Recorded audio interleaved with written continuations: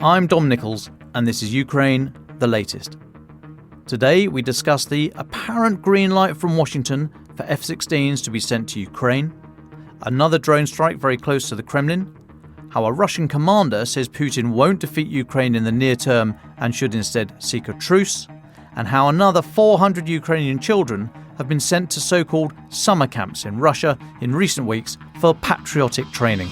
Bravery takes you through the most unimaginable hardships to finally reward you with victory. We need a military strategy for Ukraine to gain a decisive advantage on the battlefield, to win the war. Nobody's going to break us. We're strong. We're Ukrainians. Every weekday, we sit down with leading journalists from the Telegraph's London newsroom and our teams reporting on the ground to bring you the latest news and analysis on the war in Ukraine. It's Friday, the 18th of August, 1 year and 175 days since the full-scale invasion began. And today, I'm joined by our France correspondent Henry Samuel and Telegraph reporter Jordana Seal. I started with the major military developments of the past 24 hours. And I'm going to start with news that's breaking just in the last couple of hours.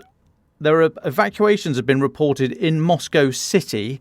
Moscow City is the kind of swanky business district of the Russian capital.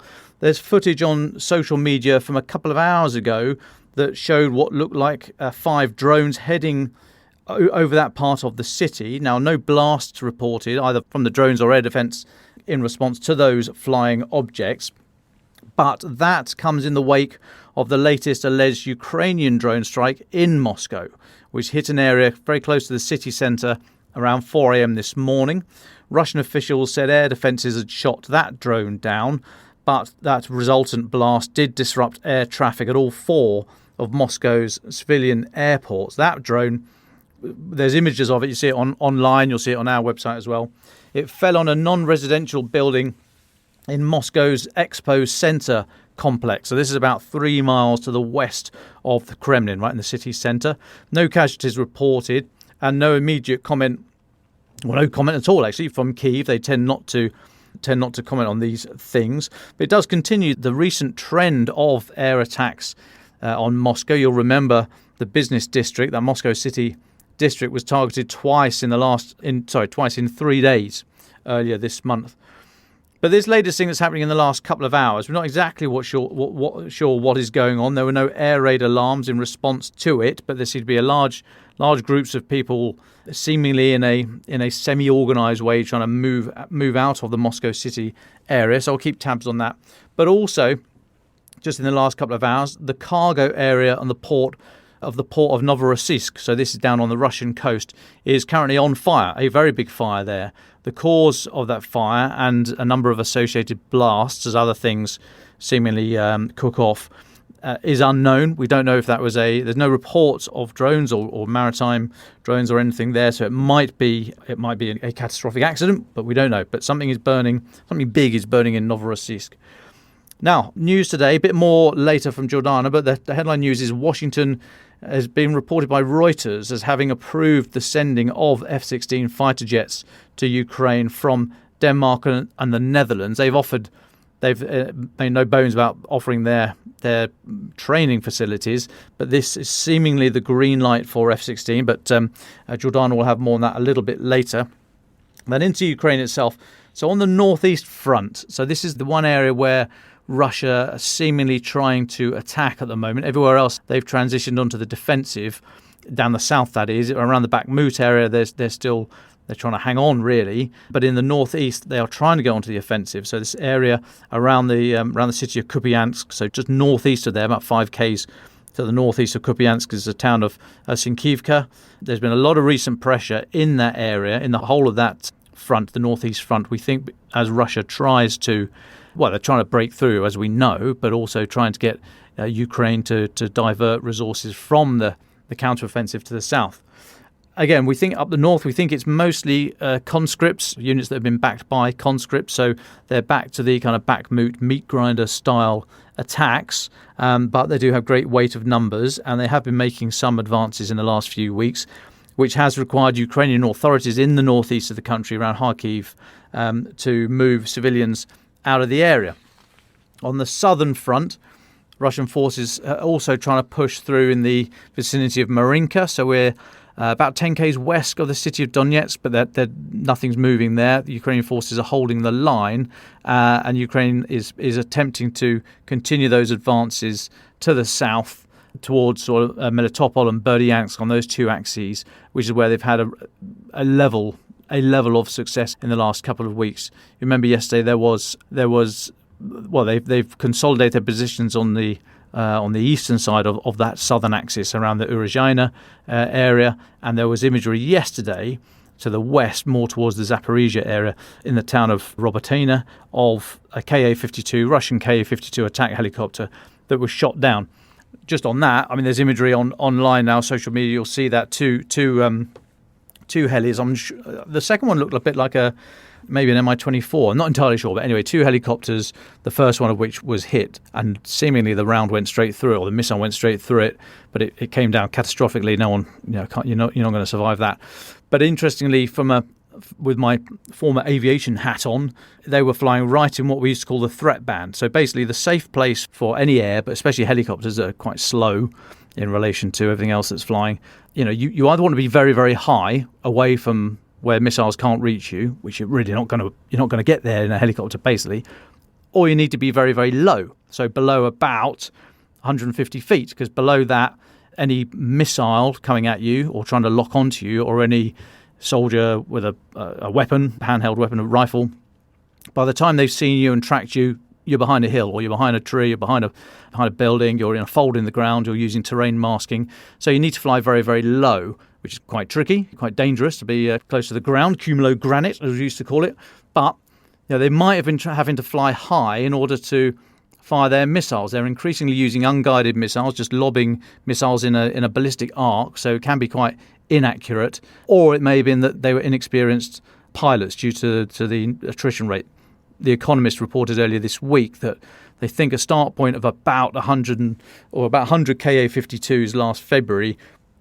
We think Russia's down to about 25 now. So the number of pilots there have been severely written down. So maybe it was inexperienced. But for whatever reason, the helicopter was right in the middle of the threat band. It wasn't high enough and it wasn't low enough. It was just, against a clear sky and a good air defender. It was a pretty one-sided fight, that.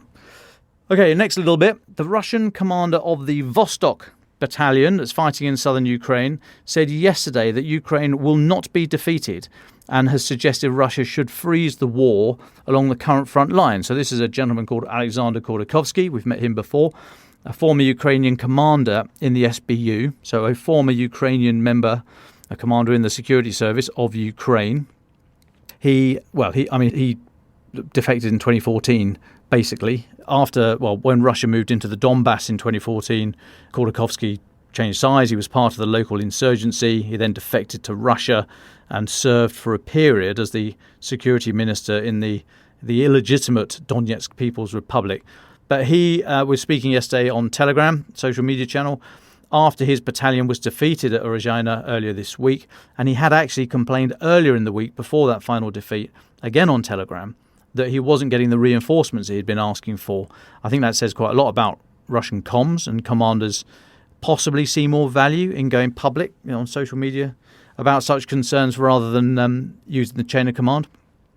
I think his comment there about reserves, or the lack of them, was interesting at the time, given that it may, and only may, I'm not getting any stronger than that, but it may indicate Russian forces, although very well dug in, have no great flexibility or strength in reserves, such that they can't move forces to plug gaps or plug a breakthrough by the opposition, which is exactly what reserves are for, or certainly one of the tasks anyway.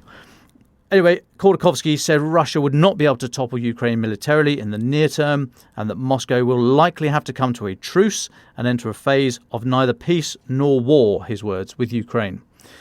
He said, "Can we bring down Ukraine militarily now and in the future? No. We can, though, enter a phase that is most unfavourable for Ukraine in its independent state, a phase of neither peace nor war. We could be in this phase if, instead of the special military operation, the currently occupied territories were recognised and officially taken under guardianship, but it would require a completely different twist of history." So he's cramming quite a lot in there, but I think he's going to be disappointed anyway. Now, Khodorkovsky has suggested that Ukraine would be sufficiently weakened in this state of frozen conflict, and that Russia would then be able to exert more influence over the country. So commentary here from the ISW, the Institute for the Study of War, US-based think tank, said that he was reintroducing a narrative that had been largely dormant since Wagner Group financier Yevgeny Prigozhin, remember him, his armed rebellion.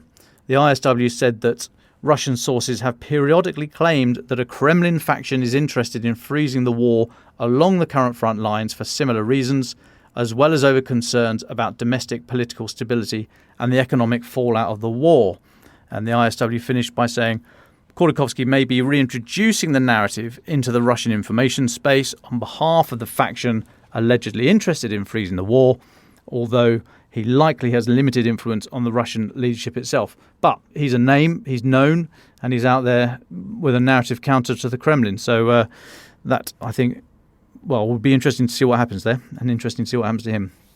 And just finally for me, for this part, Britain's Ministry of Defence said today that earlier this week, on Tuesday, the first deputy head of the Russian presidential administration, so a guy called Sergei Kirienko, travelled to Donetsk in the Russian-occupied eastern part of Ukraine to visit schools and check their integration into the Russian education system. Now, in Zaporizhia Oblast, we know the occupation administration has, well, reportedly received instructions from Russia regarding the introduction of new standards for the accreditation of educational institutions. And Russian journalists are also thought to be employed in media outlets in the occupied regions. Now, we reported last week, I think it was last week, maybe the week before, I think it was last week, on a new textbook on the history of Russia. And our friend and colleague Natalia ran this story. New textbook on the history of Russia that's going to be issued to schools in occupied regions of Ukraine and throughout Russia, actually, in a couple of weeks' time, just to hit the start of the new school year. The book praises the so-called special military operation and describes Ukraine as an ultra-terrorist state. This is all part of Russia's aim to create what British Defence Intelligence say is a pro-Kremlin information space in the occupied regions in order to erode Ukrainian national identity. Now, staying with the theme of Russia's war on children, I'm very pleased to welcome to the pod for the first time Telegraph reporter Jordana Seal. Jordana, welcome. Very welcome. What have you been looking at today? Thanks so much for having me today. There are actually a few interesting updates that I've been looking at today. The first is that Ukraine's Centre for National Resistance, which is a group that collects intelligence on Russian-occupied areas for the Ukrainian military, have reported that 400 children have been sent to summer camps in Russia in recent weeks. These summer camps obviously aren't recreational. They're focused on patriotic training, indicating that Moscow has resumed its programme of mass indoctrination. It appears that this is the first time that Ukrainian children have been sent to Russia to attend these camps since Putin and his ombudswoman Maria Lvova-Belova were issued an arrest warrant by the ICC this spring over the forcible removal of Ukrainian children. We've also seen that the Hong Kong flagged container ship Joseph, and I'm not sure how to pronounce this, so I'm going to go with Scuttle, which has been stuck in the Russian-blocked Ukrainian Black Sea port of Odessa since the day before the start of Russia's full-scale invasion of Ukraine, has finally been able to leave. They left through a humanitarian corridor in the Black Sea, and Ukraine announced the creation of the corridor last week. Moscow still hasn't indicated if they would respect the shipping corridor, but the ship has now arrived safely in Istanbul. This is the first ship that's used the corridor, but hopefully not the last. Ukraine has also launched a new recruitment campaign aimed at military-aged citizens, so that ranges from 18 to 60-year-olds. The campaign aims to counter a major recruitment obstacle, which is fear, and the videos include video and photo testimonials of prominent soldiers describing their personal fears. The main aim, of course, was to get these citizens to update their data at army enlistment offices, even though the Defence Deputy Minister Hanna Maliar has already said they're morally obligated to do so. And as Dom, you already mentioned, the US has also approved sending F-16 fighter jets to Ukraine from Denmark and the Netherlands. Ukraine has actually actively sought out the US-made F-16 jets as a way to counter current Russian air superiority. The US have now said that they'll approve the transfer request from Denmark and the Netherlands once the pilots are fully trained. The official assurances that the US have given to the Netherlands and Denmark is something the two countries had recently asked for. The Dutch foreign minister has called Washington's decision a major milestone for Ukraine to defend its people and its country, while the Danish foreign minister Lars Løkke Rasmussen has told state broadcaster TV2 that the Allies have yet to decide when exactly the planes would be delivered to Ukraine. That's all from me. Thanks so much. Thanks, Jordana. I mean, that's a biggie. You've been going on about F-16s for a long time, and I think how long it's going to take is open to debate. The sensible debate seems to be that if you've got experienced pilots already, you're looking at a minimum of 4 months-ish to convert onto F-16s. I asked the former jet jockeys that are listening to put me right on that, but I think that you're not going to get much change out of 4 months, are you? And of course, that's just the one part of it. Remember my rant on tepid oil and what makes capability, the difference between kit and capability. You've got to have the training, you've got to have the engineers, you've got to have the hardened aircraft shelters, you've got to have the spares all in line, all the rest of it. So just having the jets and having the pilots are only the start of it. There's a whole lot more that goes up to making the capability. I'm sorry for any pilots who are hearing that. I remember speaking to a great mate of mine who was in the RAF, who said that he used to love talking about his 3 favourite things: me, flying, and me flying. So, that's the pilot perspective, but there is more to capability than just that, I'm afraid. So it'll take a little while before these things are there, and I doubt we'll see them over the battlefield this year. But hey, I look to people with more experience than I have to put me right on that. Now, joining us through a haze of blue Gaulois smoke is Henry Samuel, our friend and colleague on the left bank. Put your paper back down, Henry. I hear former President Sarkozy has been in trouble again. Can you bring us up to speed on that, please, and just give us a bit of a temperature test for where the war stands in French politics at the moment? Bonjour. Bonjour. Yes, I hasten to add I'm on the right bank, but apart from that, you've got it right. So hello from a rather warm and sweaty Paris. All the Parisians have left and we've just got tourists, but they're very nice, which makes a change. No, I'm only joking. So France's former president, Nicolas Sarkozy, he stirred a bit of outrage by suggesting that Russia's invasion of Ukraine could be ended with new referendums in occupied territories. And he said the Ukrainians will want to reconquer what's been unjustly taken from them. But if they can't manage it completely, the choice, he said, would be between a frozen conflict or taking the high road out with referendums strictly overseen, he said, by the international community. And then he moved on and he said that about the Crimean Peninsula, that any return to the way things were before is an illusion. And he said that Putin was not irrational and that if you did the right kind of diplomacy, he could be convinced to withdraw his tanks. Well, some may say that's wishful thinking. And then Sarkozy added that Ukraine should remain neutral and had no place in the EU or NATO. And that's something that he's said before. Well, all of this has really sparked a lot of anger, both abroad and over here. First of all, of course, Kiev, very unhappy. So Mikhailo Podolyak, probably pronounced that wrong, the senior aide to President Zelensky, said that was based on criminal logic. And he said you can't trade other people's churches because you're afraid of someone or because you are friends with criminals. And he said that Sarkozy had, in fact, he said, deliberately participated in a criminal conspiracy for Russia's siege of Ukrainian territories. So he clearly thought that Sarkozy was on Putin's side. So that's bad enough. But back home, he got a lot of flack as well. The Greens said that, in fact, from now on, Sarkozy should be viewed as a Russian influencer.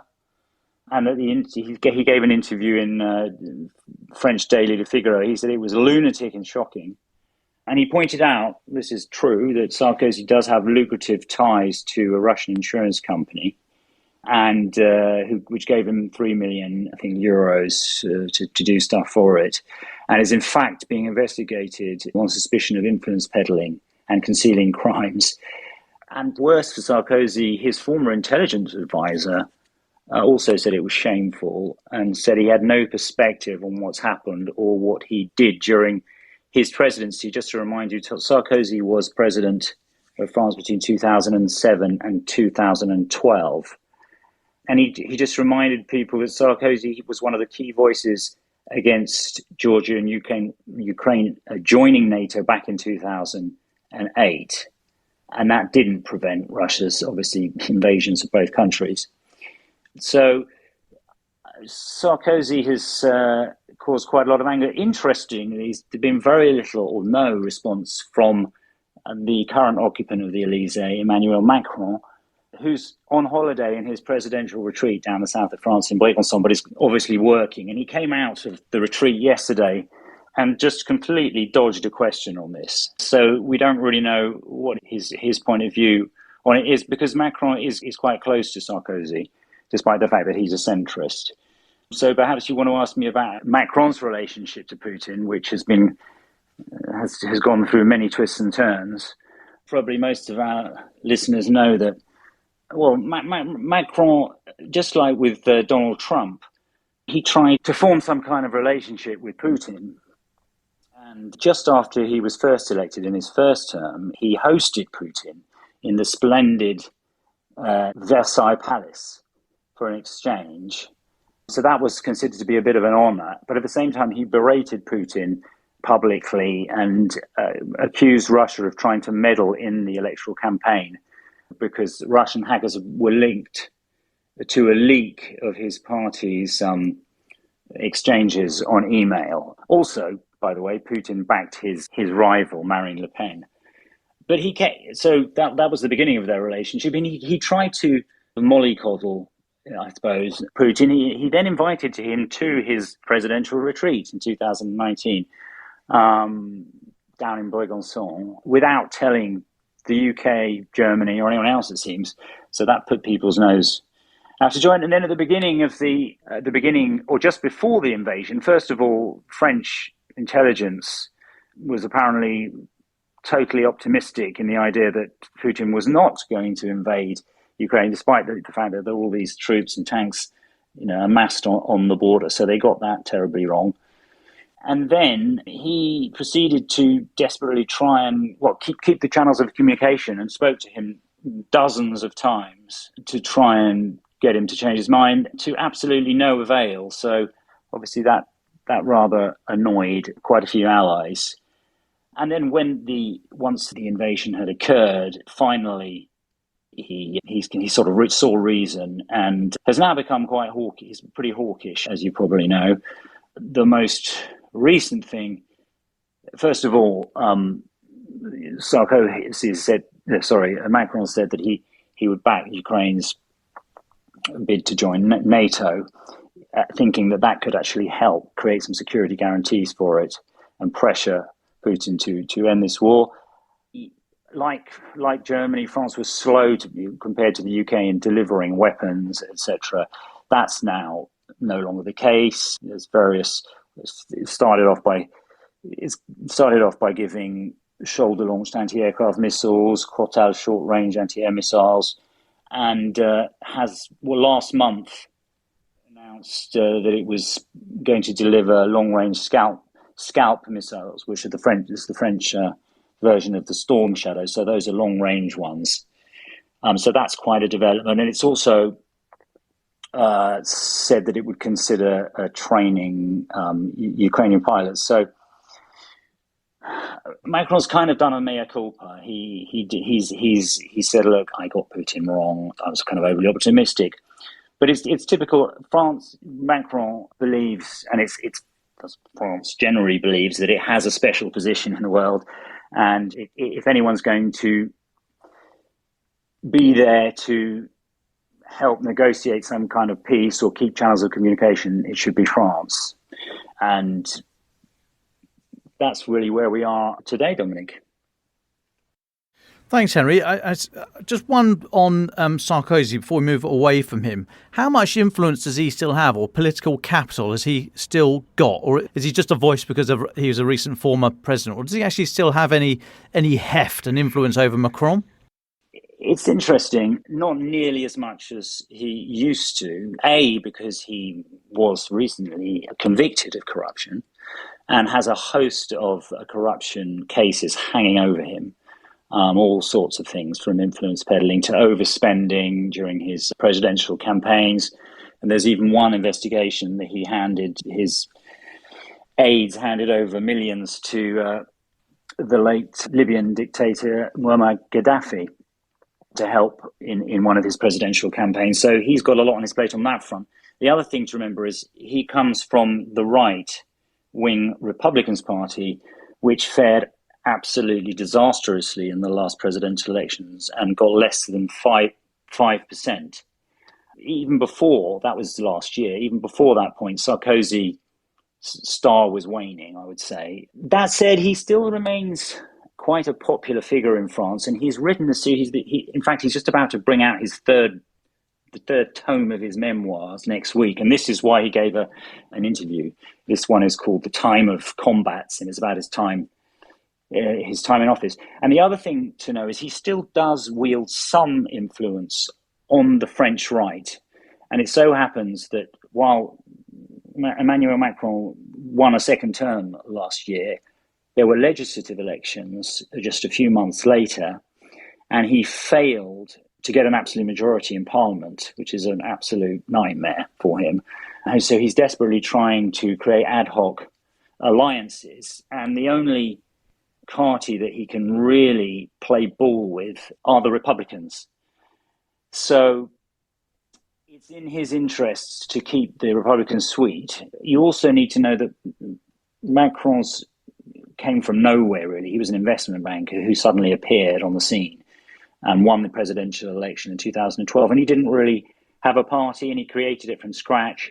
And he basically stole or wooed people from the left and right. And he took quite a lot of heavyweight Republicans into his government. And so, for example, his interior minister, Gérald Darmanin, who hopes to be the next president, he came from the Republicans.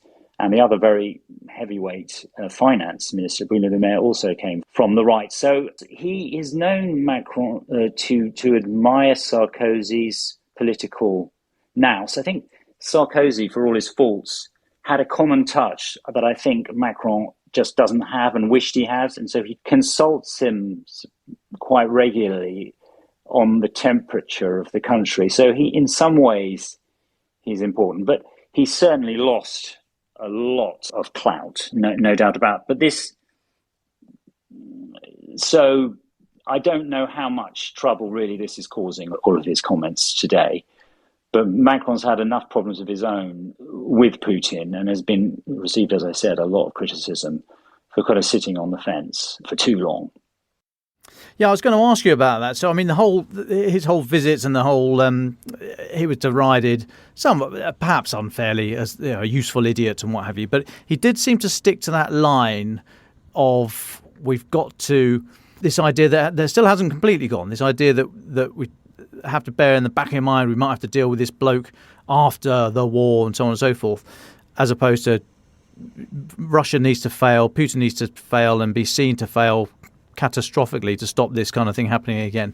But so Macron's never really shaken that off, and I just wonder if he ever will. And so I wonder where you think he is on that at the moment. If how he's seen by the French people and his handling over this war, because he's changed his position markedly. Now that might be wise. We for too long we'll deride politicians for not changing their mind when the facts on the ground change, etc., etc. So maybe it's absolutely the right thing to do. But I just wonder how his has the shine come off his armour slightly. And then just more broadly, the En Marche project, I think, is it On the March or the party that isn't a party, has that idea that you can be an investment banker, you can be from any other walk of life, and you can then appeal to the population and you can be president.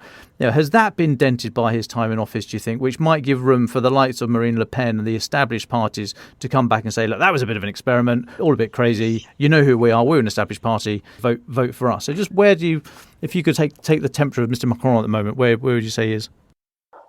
Interesting. I'm not sure that his stance on Russia and Ukraine is making much of an impact, to be frank, here. The French like their presidents to big it up on the world stage. And there's a kind of a tradition of France having its own take on the world. And that goes back to Charles de Gaulle, that it mustn't align itself too closely with the United States, that it must be balanced.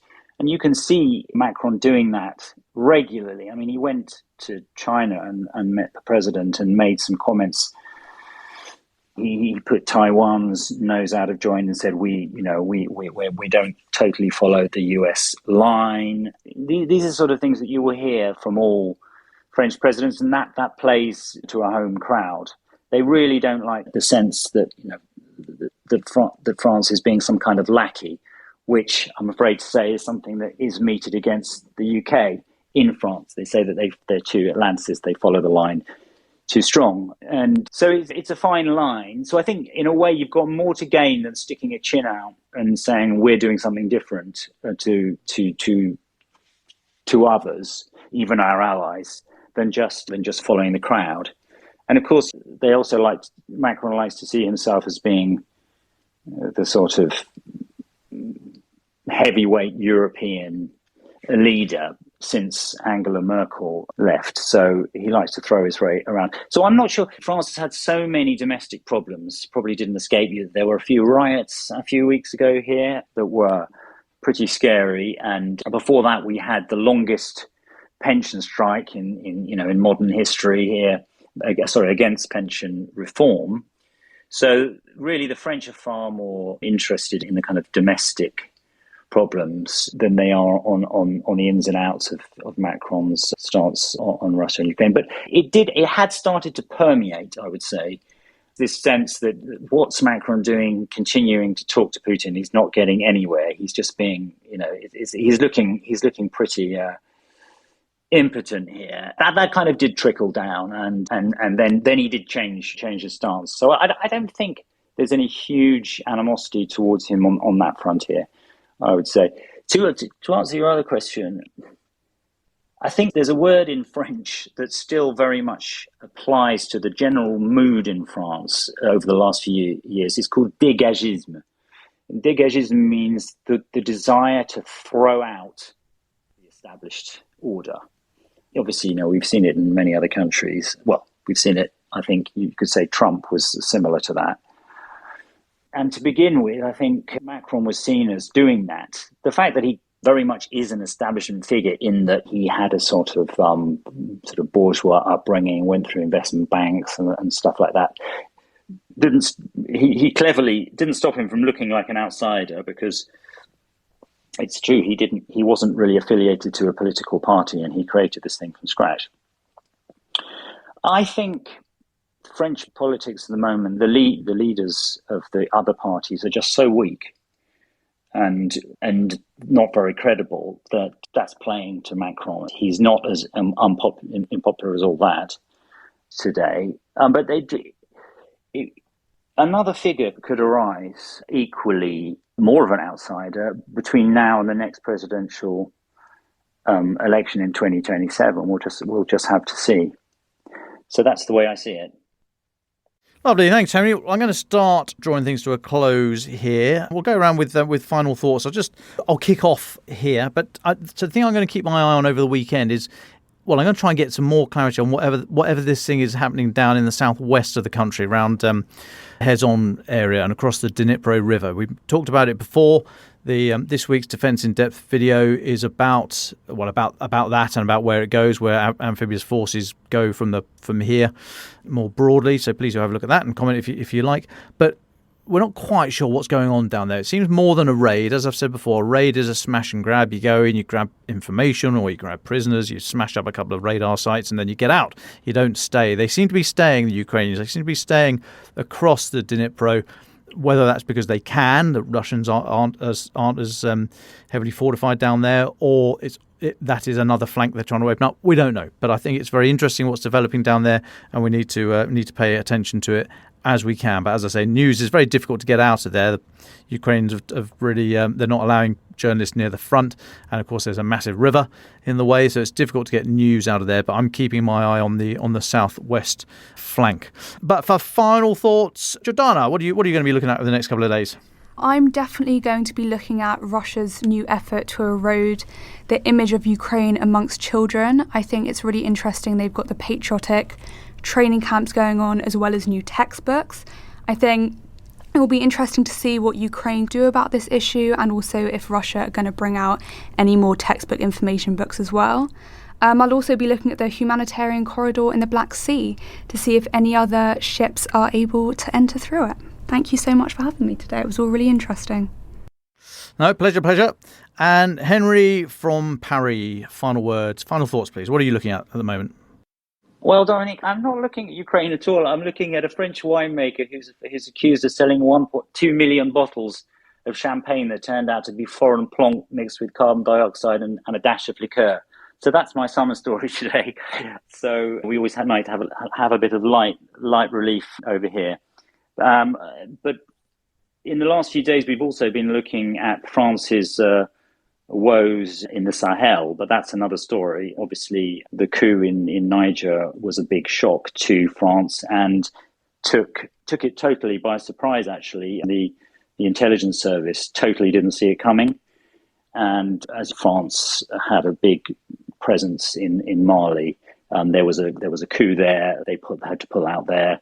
There's a coup in Burkina Faso, and they've just got 1,500 troops left in Niger, and it's difficult to say whether they're going to be staying or not. So France's international credibility, certainly in Africa, is currently on the line. So that's an interesting story right now that I'm looking at.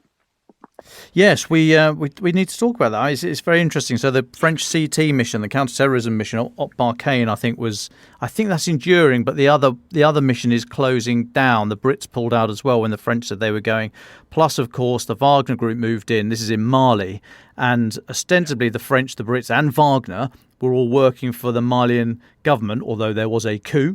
So it could have got quite ugly with the French and the Brits sharing logistic facilities or med facilities or what have you with Wagner. So it was all a bit ugly and they had to get out. But it is a zone of instability down there at the moment with a huge Islamic fundamentalist and growing problem. So we should have a closer look at that at some point. As you say, Russia is playing a role over there in there's a lot of fake news and a lot of social media trolling going on, accusing France of being neo-colonialist, etc., and quite a lot of that's coming from Russia. So yeah, there are links, that's for sure. Ukraine the Latest is an original podcast from the Telegraph.